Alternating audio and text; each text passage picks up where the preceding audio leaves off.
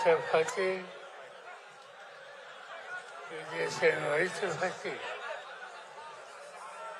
after Rizal, there is a Chapati, Ayya Devi Holkar, आणि वजारा होकर याच्या कुटुंबाचे वारसदार आज या ठिकाणी उपस्थित असलेले होळकर जिल्ह्याच्या राष्ट्रवादीच्या संघटनेचे अध्यक्ष सुनील माने, व्यासपीठावरचे काँग्रेस पक्ष, उद्धव ठाकरे यांच्या नेतृत्वाखालचा शिवसेना पक्ष, राष्ट्रवादी काँग्रेस पक्ष आणि मित्र पक्ष या सगळ्या पक्षांचे सहकारी मित्र आणि उन्हामध्ये गेले 2-2.5 तास धैर्यशील मोहित्यांच्या निवडणुकीला समर्थन देण्यासाठी उपस्थित असलेले तुम्ही सगळे बंधू भगिनी, लोकसभेची निवडणूक आली आणि या निवडणुकीकडे देशाचंच नाही तर जगाचं लक्ष आहे.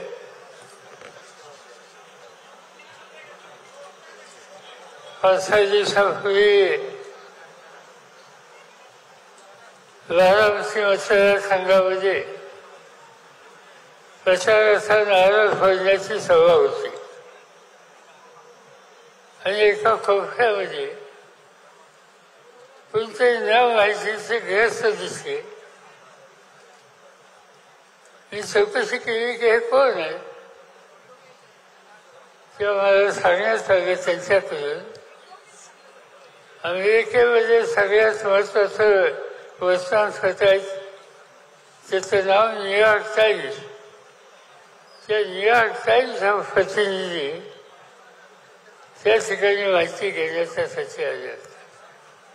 सभा संस्थांनी त्यांना चौकशी केली, इतक्या लांब तुम्ही आले कसे, तर त्यांनी सांगितलं की भारताच्या निवडणुकीच्या संबंधी जगाचं लक्ष आहे, अमेरिकेचं लक्ष आहे आणि त्याच्यात ती निवडणूक संघर्षाची कुठे होत असेल तर ते महाराष्ट्रात होते आणि माझ्या कंपनीनं मला महाराष्ट्रात जायला सांगितलं म्हणून मिळालं. सांगायचं तात्पर्य ही निवडणूक अत्यंत महत्त्वाची झालेली आहे आणि त्याचं कारण जगातल्या अनेक देशांनी या देशाची लोकशाही ही बघितलेली आहे. जवाहरलाल नेहरू असोत, इंदिरा गांधी असोत, लाल बहादूर शास्त्री असोत, नरसिंहराव असोत, देवेगौडा असोत किंवा डॉक्टर मनमोहन सिंग असोत, या सगळ्यांच्या कालखंडामध्ये एवढा मोठा देश, अनेक भाषा बोलणारे लोक, अनेक राजकीय पक्ष, हे सगळं असताना सुद्धा हा देश एकसंघ राहिला आणि या देशाच्या निवडणुका ठीक रीतीने पार पडल्या आणि लोकांची सरकारं या देशामध्ये आली. हा या देशाच्या लोकशाहीचा विजय आहे आणि त्याच्या उद्देशाचं औत्सुक्य जगातल्या अनेक लोकांच्या समोर आहे. पण यंदाच्या वेळेला स्थिती वेगळी आहे. ती वेगळी का झाली आणि त्याचं कारण गेली 10 वर्ष या देशाची सत्ता नरेंद्र मोदी नावाच्या ग्रस्तांच्या हातात गेली. सत्ता देशाची गेली, अपेक्षा अशी होती. भाजपचा प्रधानमंत्री यापूर्वी या देशाची बघितली होती. मला असंच आहे, मी विरोधी पक्ष नेता होतो पार्लमेंटमध्ये आणि देशाचे प्राईम मिनिस्टर अटल बिहारी वाजपेयी होते. अनेक प्रश्नावर विरोधी पक्ष नेता आणि सत्ताधारी नेता यांना एकत्र बसावं लागतं. काही रस्ते प्रश्न असतात त्याची चर्चा करावी लागते. मला एक गोष्ट मान्य करायला पाहिजे की वाजपेयींनी त्या काळामध्ये कोणत्याही महत्वाचा आंतरराष्ट्रीय किंवा देशाचा प्रश्न आला तर सुसंवाद ठेवण्याची आवश्यकता आहे. पहिल्यांदा कोणाची तर विरोधी पक्षाची. आणि त्यासाठी आम्हाला लोकांना ते बोलत असत, चर्चा करत असत, काही मतं ऐकून घेत असत आणि हवा तो त्यांचा योग्य निर्णय घेत असत. आजचे प्रधानमंत्री यांचा संवादावर विश्वास नाही. कधी ते विरोधकांशी बोलत नाहीत. साधी गोष्ट एक सांगतो की सरकारला साधारणतः जर एक वर्ष झाल्याच्या नंतर त्यांच्या एक वर्षाच्या कारभाराच्या संबंधीचा आढावा प्रत्येकाला बोलून देण्याची पद्धत या देशामध्ये अनेक वर्षांची आहे. डॉक्टर मनमोहन सिंग प्रधानमंत्री असताना त्यांच्या 10 वर्षाच्या काळामध्ये 111 वेळेला त्यांनी पत्रकारांना निमंत्रण दिलं आणि आपल्या कामाच्या संबंधीचा आढावा हा त्यांच्यासमोर घेतला. मोदींना प्रधानमंत्री 10 वर्ष झाली. या 10 वर्षात आजपर्यंत एकदाही पत्रकार परिषद केलं आणि आपल्या कामाचा लेखाजोखा त्यांच्यासमोर मांडणं हे त्यांनी कधी केलं नाही. त्यांचा विश्वासच नाही. आम्ही अनेकदा फार्लमेंटमध्ये बघतो की 1 महिन्याचं फार्लमेंटचं अधिवेशन. पूर्वी काय असायचं, मी बघितलेलं इंदिरा गांधींना, राजीव गांधींना, नरसिंहरावना, मनमोहन सिंगांना की फार्लमेंटचं अधिवेशन सुरू झाल्याच्या नंतर 15 दिवसाचं जर अधिवेशन असेल तर कमीत कमी 12 ते 13 दिवस ज्यांची नावं मी घेतली ते सगळे सभागृहात हजर राहणार. खासदार बोलतात, त्यांची मतं ऐकून घेणार, मंत्री उत्तर देतात, ते योग्य करणार हे जाणून घेणार. पहिले प्रधानमंत्री आता आले. मनमोहन सिंगांच्या नंतर मोदी साहेब की महिनाभर फार्लमेंटचं अधिवेशन आलं तर आमच्या सभागृहामध्ये जास्तीत जास्त 1 ते 1.5 तास 30 दिवसाचे 1 ते 1.5 तास ते सभागृहात येणार, शोधात बसणार, त्यांचा काही विषय असला तर बोलणार आणि नंतर निघून जाणार. याचा अर्थ या संसदीय लोकशाही पद्धतीवर त्याचा विश्वास नव्हता आणि नाही.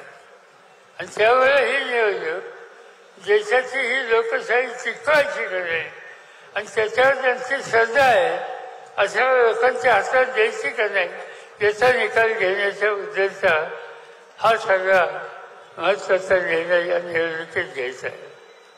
सत्तेचा गैरवापर हे सध्याच्या राज्यकर्त्यांचं एक महत्वाचं लक्षण आहे. किती आपण बघितली उदाहरणं. सत्ता ही लोकांच्या भल्यासाठी वापरायची असते. आजच्या राज्यकर्त्यांचा विश्वास त्याच्यात नाही आहे. त्यांच्या कोणी टीका टिप्पणी केली तर त्याच्यावर काय कारवाई करता येईल याचा विचार करतात. एक उदाहरण सांगतो. झारखंड म्हणून राज्य आदिवासींचं मुख्यमंत्री आदिवासी आहे, चांगलं काम करणार आहे.